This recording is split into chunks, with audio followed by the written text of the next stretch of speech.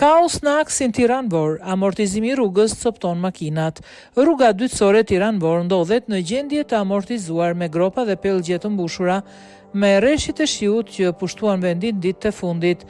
Sipas videove të shumta në rrjetet sociale, shihet se si pasojë amortizimit të rrugës, një makinë tip Ford ka mbetur e bllokuar në një grop me ujë, duke shkaktuar kaos dhe trafik në zonë. Ndërkohë, drejtuesit e mjeteve janë shprehur se kjo situatë është e përditshme dhe makinat po coptojnë dita ditës për shkak të amortizimit të rrugës dhe mungesës së reagimit nga institucionet përgjegjëse. Aksi Tiranë-Vor po shndrohet çdo ditë më shumë në një kurth për drejtuesit e mjeteve.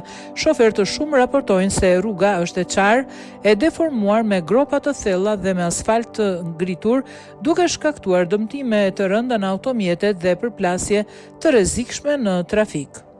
Sipas qytetarëve që kalojnë çdo ditë në këtë segment, amortizimi është kaq i madh sa disa pjesë të rrugës duket sikur po shpërbëhen.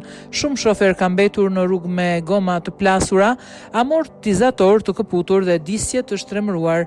Kjo nuk është më rrugë, por pistë bombardimi, shprehet një drejtues mjeti. Nuk e kam idenë se sa para kam shpenzuar këtë muaj vetëm për riparime. Gropat e frikshme dhe deformimet e asfaltit po detyrojnë shoferët të bëjnë lëvizjet menjëhershme, duke rritur rrezikun për përplasje, sidomos në orët e trafikut të ngarkuar.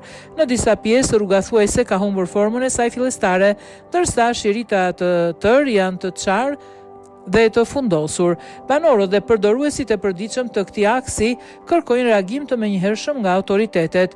Nuk mund të jetë ky standard i një rruge kombëtare që lidh kryeqytetin me zonat periferike. Çdo ditë rrezikojmë jetën dhe shpenzojmë para për dëme që nuk janë faji ynë, thot një tjetër shofer i irrituar.